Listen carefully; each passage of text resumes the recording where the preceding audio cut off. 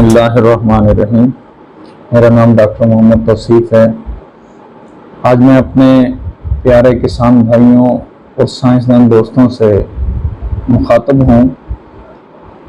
मैं चाहता हूँ कि ये जाना जाए कि कपास की 3 जीन वैरायटी की असल कहानी और मौजूदा हकीकत क्या है। कुछ लोग 3 जीन वैरायटी कहते हैं, कोई डबल जीन कहता है, कोई बीटी जीन कहते हैं, कोई बोलगार्ड 2 कहते हैं, कोई बोलगार्ड 1 कहते हैं। ये बोलगार्ड बीटी जीन ये जो खिचड़ी सी पक गई है, मैं चाहता हूँ कि हमारे दरमियान पाकिस्तान में कॉटन के रिवाइवल के लिए ज़रूरी है कि हमें इसकी एक्चुअल हकीकत का पता हो। बीटी जीन वैरायटी है क्या? देखें, अमेरिका में टोबैको वुडवर्म और हेलियोथिस स्पीशीज और पिंक बोलवर्म, इनको कंट्रोल करने के लिए बड़ी हैवी इंसेक्टिसाइड्स किसी दौर में यूज की जाती थी, जिसमें हमारे यहाँ भी एक कराटे नाम से रही है, जो सिंजेंटा से हमारे फार्मर्स बहुत ज़्यादा इस्तेमाल करते रहे।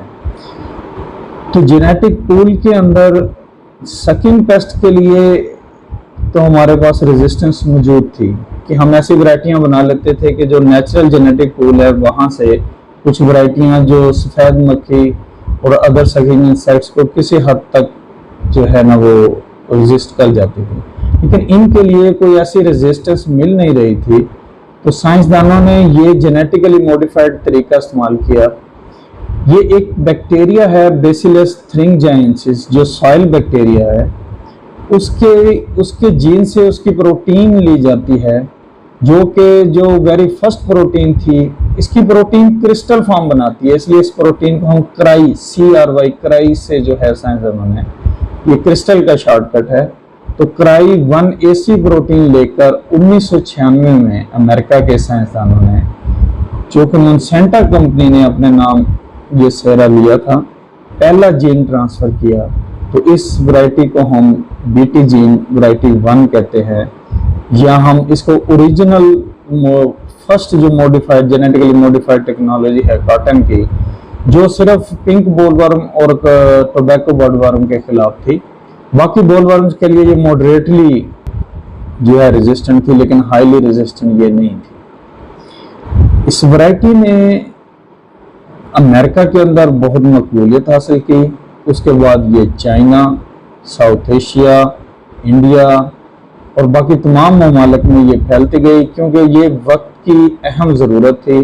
बहुत ज़्यादा पैसा और बहुत ज़्यादा खर्चा जो है आपका वो हो रहा था ब्रॉड स्पेक्ट्रम स्प्रे के ऊपर। तो 1996 में जो ये क्राई 1AC जीन मोनसेंटो ने ट्रांसफ़र किया, उसने इसको पेटेंट करवाया और इसका उसने ट्रेड नेम, जिसको हम तिजारती नाम कह देते हैं, जैसे हमारी अक्सर दवाइयों पर लिखा होता है किसान यूरिया या फलानी कंपनी के यूरिया, या कोई शॉर्टकट नेम हम दे देते हैं। तो उन्होंने इसका एक शॉर्टकट नेम दिया बोलगार्ड 1। तो ये बोलगार्ड ओरिजिनल टेक्नोलॉजी 1996 में मोनसेंटो ने मुतारफ कराई। तो बोलगार्ड कॉटन में क्राई 1AC सिर्फ एक जीन था, इसलिए सिंगल जीन वैरायटी इसको कहा जाता है। तो इसके बाद ये वैरायटी जो है इतना ज़्यादा पिंक बोलवर्म पर और अमेरिकन बोलवर्म पर इतनी ज़्यादा बेहतर ना रह गई, क्योंकि इंसेक्ट्स के अंदर एक खासियत पाई जाती है कि ये अपने सर्वाइवल के लिए अपने अंदर रेजिस्टेंस पैदा करते हैं। तो उसमें से जो इनकी जनरेशन जो कुछ बच गए, जिन्होंने किसी और प्लांट्स के ऊपर अब जाकर अपने आप को बचा लिया, जो कॉटन की बीटी जीन 1 पर नहीं पल सकती थी, जो इनकी नस्लें, वो वहाँ से बचकर उनमें से कुछ उनके बच्चे ऐसे पैदा हुए जिनको इस प्रोटीन का कोई फर्क नहीं पड़ता था, यानी कि वो क्राई 1AC वाले पौधे पर भी हमला कर देते थे। तो साइंसदान परेशान हो गए, उनकी सारी मेहनत ज़ाया हो चुकी थी। तो अब उन्होंने दोबारा उसी बेसिलस थ्रिंजाइएंसिस बीटी जीन में से एक और प्रोटीन क्राई 1AB को लिया, उसको इसके साथ मिलाया तो अब दो प्रोटीन, यानी कि ये क्राई 1AC भी प्रोटीन है, क्राई 1AB भी प्रोटीन है, अब दो प्रोटीन को ट्रांसफर किया गया, तो इसीलिए इसको डबल जीन कहा गया। लेकिन मोनसेंटो ने क्योंकि ये स्टेप लिया था, तो मोनसेंटो ने पहले अपनी जो ओरिजिनल टेक्नोलॉजी थी उसको बोलगार्ड 1 और इसको बोलगार्ड 2 टेक्नोलॉजी करार दी। अब सर बोलगार्ड 2 टेक्नोलॉजी जो है, इसके अलावा इस पर बाकी जो कंपनियां थी प्राइवेट, वो भी अपना वर्क कर रही थी, वो रेस में पीछे नहीं रहना चाहते थे, तो उन्होंने भी उसमें डाओ एग्रो साइंसेज जो आती है, डाओ एग्रो साइंसेज ने भी अपना जीन बनाया, लेकिन उसने क्राई 1AC के साथ क्राई 1AB नहीं, क्राई 1F जीन उसने मुतारफ कराया, और उसने अपना तिजारती नाम उस वैरायटी का या ट्रेड नेम जो था वो उसने रखा वाइड स्ट्राइक। तो अब अमेरिका में दो किस्म की आ गई डबल जीन वैरायटियां, एक बोलगार्ड 2 थी जो कि मोनसेंटो की थी, और दूसरी वाइड स्ट्राइक वैरायटी थी, वो भी डबल जीन थी, लेकिन उसकी टेक्नोलॉजी के माहिर डाओ एग्रो साइंसेज वाले थे। तो एक डाओ एग्रो साइंसेज ने पेटेंट कर ली टेक्नोलॉजी, और एक टेक्नोलॉजी मोनसेंटो ने पेटेंट कर ली। तो इन दो वैरायटियों ने अब अगले जो आपका पीरियड था, वक्त था, उसमें बहुत ज़्यादा टेक्नोलॉजी, बहुत ज़्यादा मकबूलियत हासिल की। तो अब आपकी बोलगार्ड 1 टेक्नोलॉजी बिल्कुल मतरूक हो गई और दुनिया में बोलगार्ड टेक्नोलॉजी चलती रही। लेकिन हमारे ब्रीडर्स और हमारे पाकिस्तान में रहने वाले साइंसदान जो है, वो अपनी कन्वेंशनल ब्रीडिंग के ऊपर, जनरल सिलेक्शन के ऊपर, इंट्रोग्रेशन के ऊपर और हाइब्रिडाइजेशन के ऊपर बैठे रहे। आहिस्ता आहिस्ता कुछ एक दो साइंटिस्ट जो बाहर जाते रहे, उनको ये खबरें मिलती रहेंगी दुनिया में ये काम चल रहे हैं। तो जैसे कि बताया कि इंसेक्ट की अब एक खासियत है कि ये अपने आप को, अपनी लाइफ को सरवाइव करने के लिए ये भी मेथड बनाता है, नेचर के अंदर। तो वक्त के साथ साथ इन दो के लिए भी रेजिस्टेंस पैदा होनी शुरू हो गई, जो कि इतनी ज्यादा तो नहीं थी, क्योंकि दो जीन के खिलाफ रेजिस्टेंस पैदा करना उन इंसेक्ट्स के लिए बहुत मुश्किल था। लेकिन ये फिर भी इसमें कोई कमी आने लगी, तो साइंसदानों ने तरक्की की, तो अमेरिका और जो दुनिया में लोग बैठे हुए हैं वो हर वक्त साइंस और इनोवेशन के साथ अपने ताल्लुक में रहते हैं। तो उन्होंने एक तीसरा जीन जो है मुतारफ कराया, जो कि VIP3A के नाम से तीसरा जीन उसमें डाल दिया। तो अब इसमें आपके साथ एक और कंपनी BASF केमिकल्स वाले हैं, वो भी अमेरिका की बड़ी अहम कंपनी है, वो भी शामिल हो गई। उसने अपना ट्विन लिंक बना दी, एक वैरायटी, अपना तिजारती नाम रखा ट्विन लिंक। अब इस दौर में अमेरिका के पास 3 जो उनकी प्राइवेट कंपनियां हैं, एक बोलगार्ड 3 जो कि मोनसेंटो ने बनाई, एक वाइड स्ट्राइक 3, वाइड स्ट्राइक 2 का 3rd वर्जन आ गया, वाइड स्ट्राइक 3 वर्जन, तो ये डाओ एग्रो साइंसेज ने मुतारफ करवाई, और तीसरी BASF केमिकल्स वालों ने ट्विन लिंक के नाम से मुतारफ करवाई। तो अब 3 जीन टेक्नोलॉजियां जो हैं दुनिया में चल रही थी, और हमारे साइंसदान अभी स्टिल देख रहे थे कि हम जनरल सिलेक्शन, कन्वेंशनल ब्रीडिंग पर कैसे वर्क कर सकते हैं।